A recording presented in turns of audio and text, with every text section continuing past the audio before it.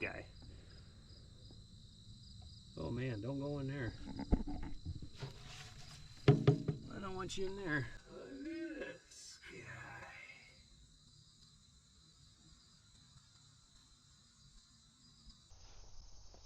Hey, welcome back to the channel. I Know Enough to Be Dangerous Farm. My name is Rob, and today we are going to tackle some of these bigger Colorado spruce.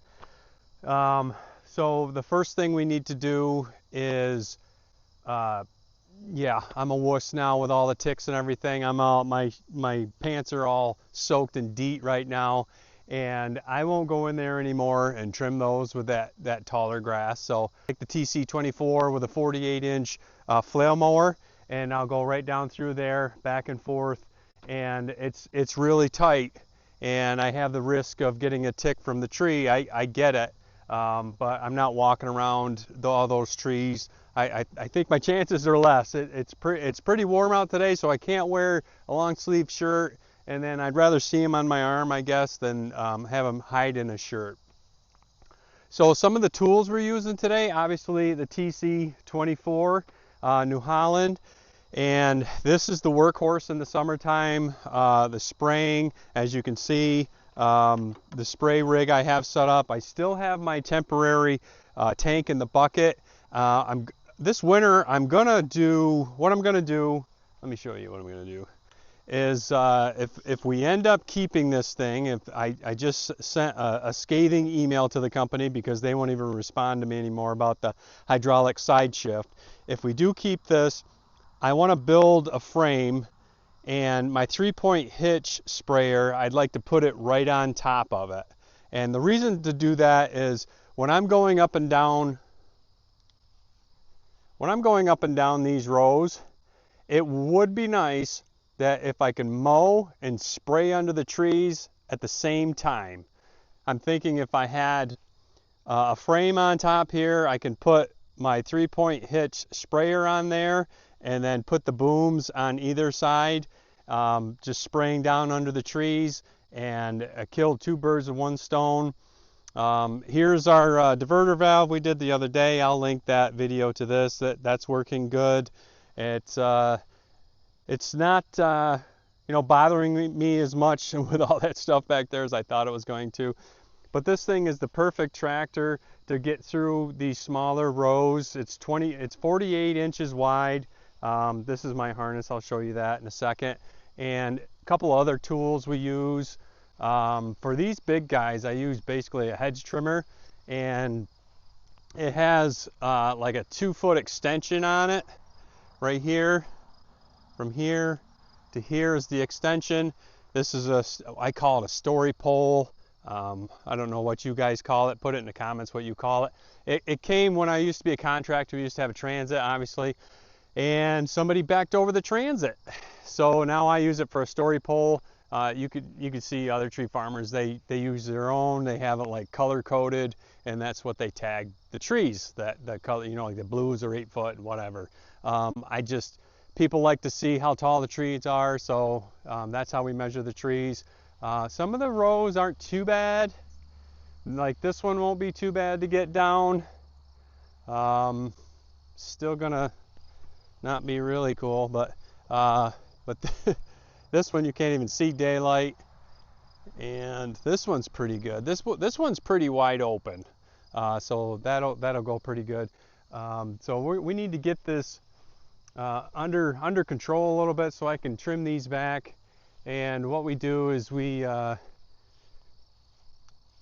we have the needle cast in most of these, and what we do, like on this one, you can see it's hard to see, but we cut it right there like 3 years ago, and now it's taking off again. So what we're going to start to do is we'll designate one of these branches here, and then point them up, curve them up, make a little pipe bender, a little something that'll train them to go up, cut the rest of them off, and just we'll have these trees 4 foot in the air. Deer don't like these anyways, but we'll be able to mow. We will have a saleable tree faster because it has a mature 10-year-old root zone feeding it. And as soon as we designate Reason we won't do it now is they've hardened off already.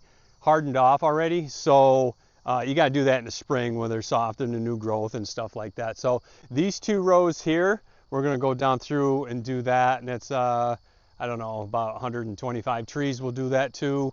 And we should be able to get a saleable tree in 4 years from this block. These we're going to trim back, and we'll do the same thing and go from there. And to review the tractor, like I said, it's 48 inches wide. The bucket's the widest thing. I really wish I had the skirts, the metal skirts on the side, because eventually I'm going to scrape all this paint, and that's not going to be cool, especially the fenders. But you know, that's why you have tractors, right? But it still stinks. So yeah, I still have the emergency spray rig in the front, and it's coming off the gun, and I got to get a different solution on the power. This is, you know, pretty honky tonk. There's my helmet, and it doesn't make me look cool, but you know, it's got the visor, it's got the ear protection, and the head protection. And like I said, here's the flail mower. We've adjusted the roller down, and we've adjusted the shoes all the way down, and we're going to play with the top link and to see how low we really want to mow in there. So, you know, I fought and fought. I don't know why, maybe because I'm an old guy, but I fought and fought to buy one of these, just because I didn't think it was necessary, but you know, I'm old enough where I really don't care what I look like anymore. And you know, the orange is all right, but what it is like a 4-point harness. All right, and then it's a little loose now because most of the time I'm using this thing, and well, the last time I used this thing, it was in the winter, so that's why there's a little more bulk here. So the hedge trimmer clips on here, right? So then you're like this. All the weight is right here transferred to this four-point harness. It's all you're doing most of the time is just rocking back and forth. We'll get some footage of that.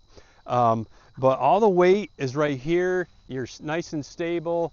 It's not so fatigued.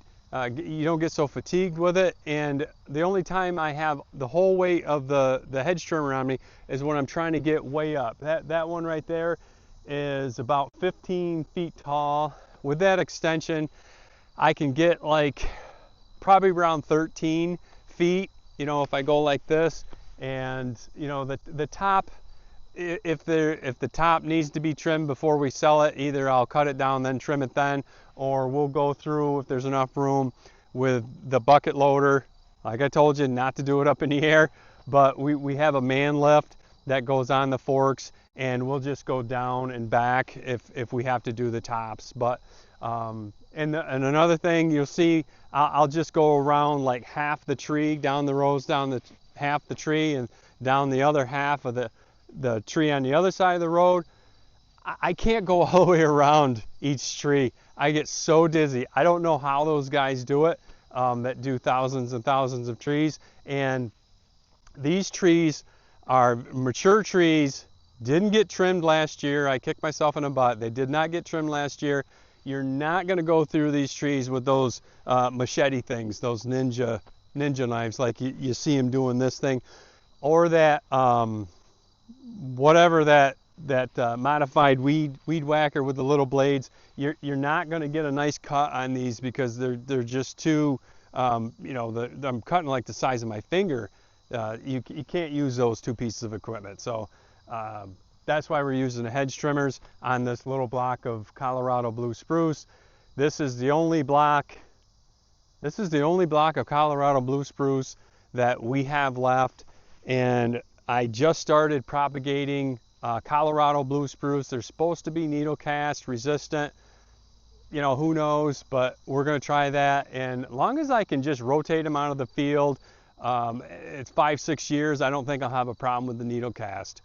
People still like the Colorado blue spruce, and like I've mentioned before, the needle retention isn't great on a Colorado blue spruce, but we cut them the night before we sell them the next day.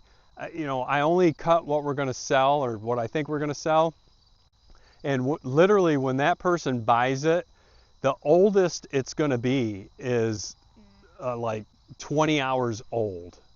So, you know, if somebody's buying it, Thanksgiving, you know, if we open on Black Friday, if somebody's buying it on Black Friday, I do give them, you know, free, you know, the stuff, the needle retention stuff, and I tell them, you know, these are not noted for needle retention, so everything's up front. But you know, people like them because of the color. They got strong branches, and cats and dogs won't go in them, and we kind of joke that they're kind of pet resistant Christmas trees. So there we go. And we sell a lot of those for porch trees too, so they're outside, and you know, they'll last till Easter if they're outside like that after they're cut. So I'll get some footage of me mowing and battling these trees, mowing, and then I'll show you that, and then I'll get some footage of how I exactly, you know, trim half the tree, half the tree, half the tree, and then come back on the other side, half the tree, half the tree, instead of going all the way around the tree. I know you get a better cut.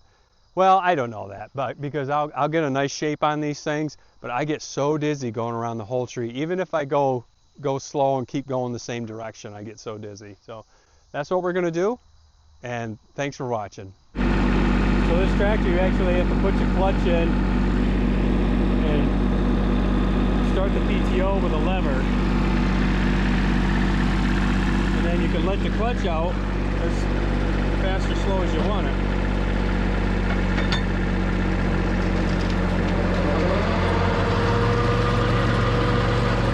RPM's up.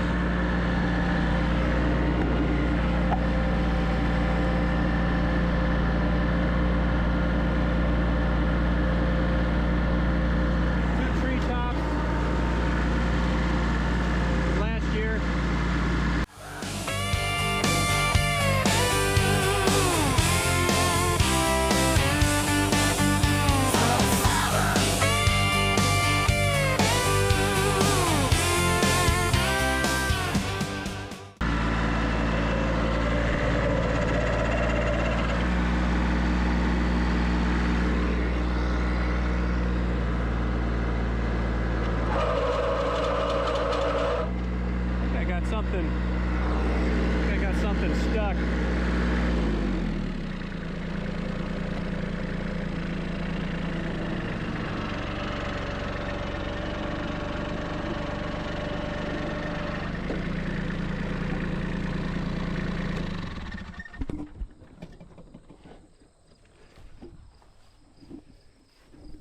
So it sounds like I got something stuck in there. I'm guessing it's a piece of tree.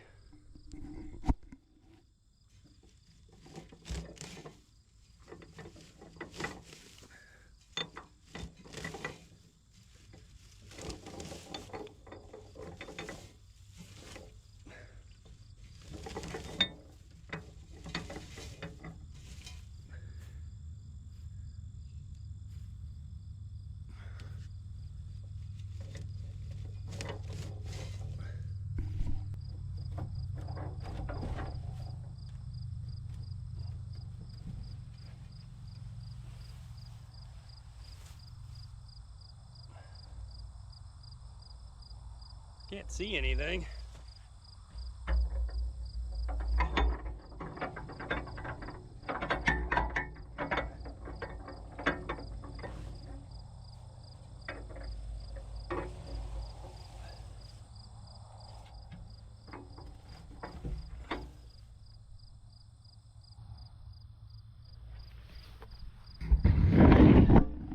Seems to turn freely, but you can see that's my belt. That's my belt right there. You can see.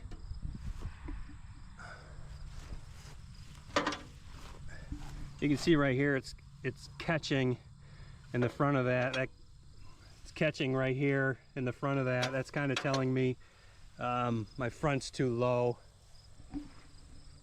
I think I'm gonna tip it back. Let's lower this. And then I'm gonna make the center link longer so it tips it back more on the roller. Yeah, you can see here too, digging in the front on the front.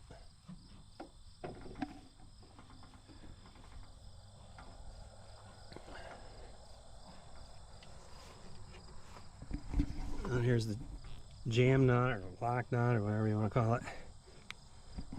And that just keeps it from, because it'll vibrate and keep turning on you. Oh yeah, somebody's got never sees on this thing. Wonder who that was.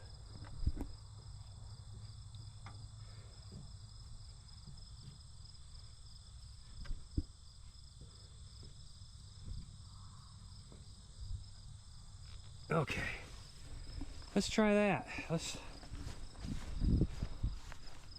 So it looks like it just got bound up with this knotweed. I don't know, everybody has it. I don't know, everybody calls it a little something different.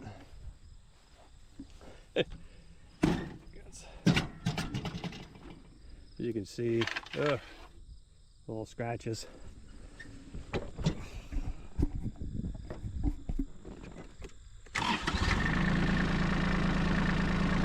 Let's raise it up. See if we can still get that squeal. Whoa, lower it down a little.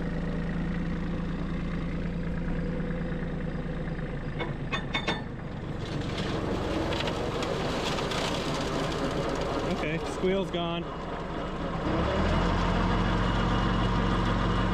Doesn't like that knotweed stuff. Let's go back and finish cutting that.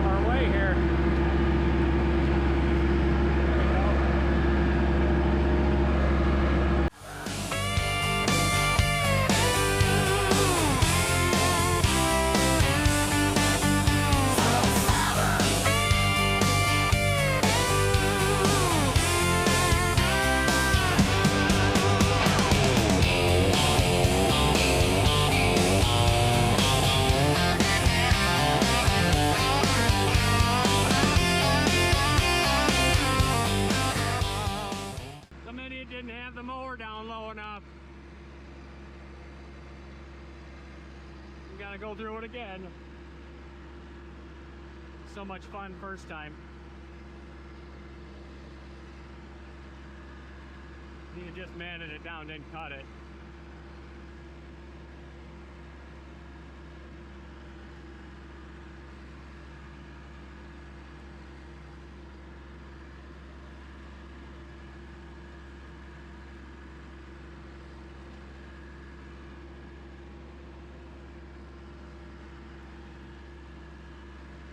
think what's happening is these trees here are raising the mower.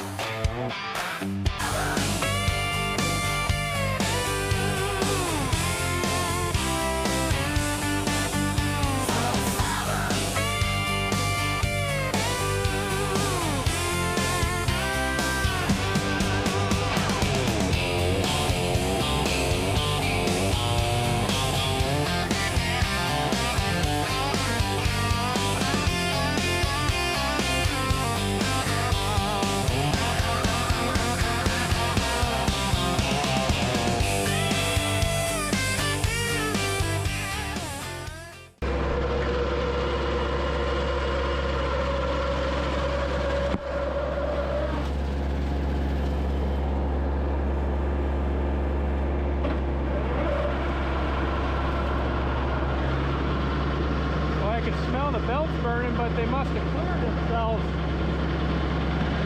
What they were chewing on.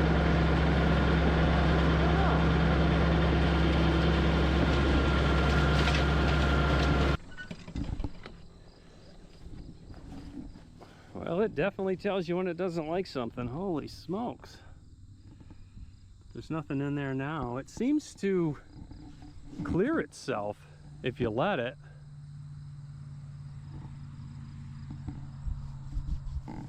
Little quick tick check here. Don't see anything.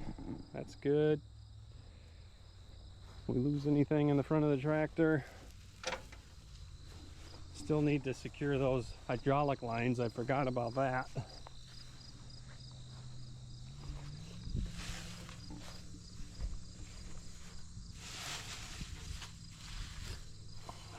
Whoa. Look at this guy. Oh man, don't go in there. I don't want you in there. Look at this guy.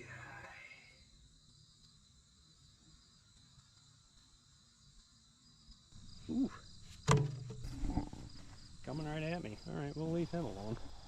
Alright, I'm back. All the fun stuff and easy stuff is done with the tractor. We got the rows mowed so I can go up down there confident. It was a success. It seems you gotta watch that flail mower a little bit more than you do a brush hog. It cuts a little bit better, but yeah, you can hear it when it starts stressing. You can hear it coming, and then it starts squealing. And sometimes it cleans it out with that knotweed, I guess it would be called. And sometimes it pushes it ahead, and sometimes you lift it up and it drops it down. You go over it, and then you can go again. But it definitely stresses that mower. But some of this stuff, you know, was almost 4 foot tall, and then mixed it with 4 foot grass and knotweed. It's normally I've already mowed this once, but I just, you know, with everything going on this year, I know excuses. But anyways, this is what it is a steel. All right, still, whatever, everybody calls it steel. It's a KM 91R. This is a good size for this. It's not the power head's not too heavy. I do use the paddle broom with this thing, and that power head's probably the smallest power head you could use on that paddle broom, I guess. I wouldn't want to use anything smaller, but this is a nice size. I like steel. Now you got me saying it's still steel. I like steel equipment. It doesn't start the easiest. never, it doesn't even on the box, but it's dependable, lasts for a long time. I've had this one probably 5 years, and I have another one too. And I've had this combi system for about the same 5 years, so it's very dependable. So what we'll do is I'll give you some footage of me trimming this and wrestling. This is probably the biggest one, thank goodness, that we have here. It's about 15 feet tall, and I will get most of it. And the rest, I'll worry about that later. But I really need to get a little bit more shape on these things. These probably won't be sold this year, and then this block I'm trimming now will be sold in 2 years if somebody wants Colorado, or sometimes stuff like this size. A lot of times we donate it to the fire halls or the towns around here. Makes us feel good. We're donating, giving back to the community. But this is a great tree to donate because it's got great color during the daytime, good shape. It'll hold some really heavy ornaments that anybody can put on there. But outside, you know, put outside in a stand, it'll hold its needles right till Easter. Inside where the warmth, and if some people put it next to a wood stove or something, nothing's going to hold its needles. But anyways, so what we're going to do is we're going to trim some of these, and then we'll do a recap. I like this thing even cutting something like this because the stuff's not falling on my head. It's got ear protection. It's got, you know, all sorts of, you know, eye protection and stuff. And sometimes these fog up, so I put this down, and these don't fog up. So I know it makes me look cool, but that's the reason. And for some reason, I can only go like counterclockwise trimming. I'll try counterclockwise once in a while because my shoulder's hurting, but that's kind of how I do it. Let's see if this thing will start. Whoa.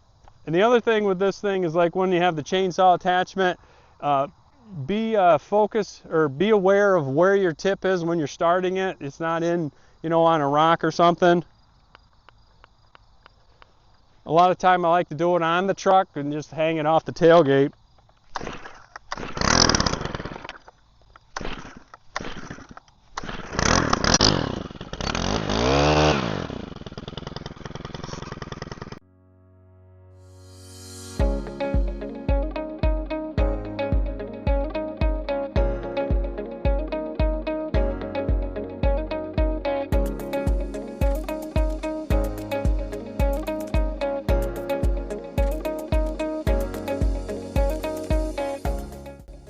So you can see on this tree, the shape is much better. I just can't reach the very tippy top. That left side I'll get on when I'm on the other side of the tree. But I got 90% of this tree. But you can see we can get down through here better. But I am taking a lot off. This piece right here is about more than ½ an inch thick, and it's about 16 inches long. So this is the only piece of equipment you can cut with that, and this is all gonna get chopped up the next time I mow. But this is why we can't sell these this year.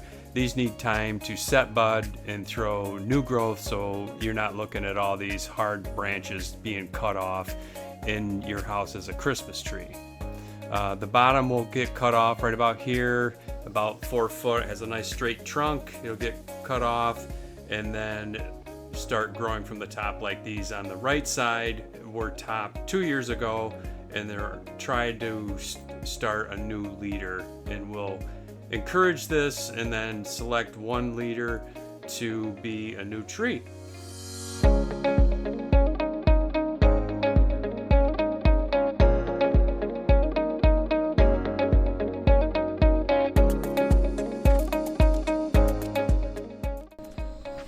So now I'll hook it on to here, and then I'll show you the difference.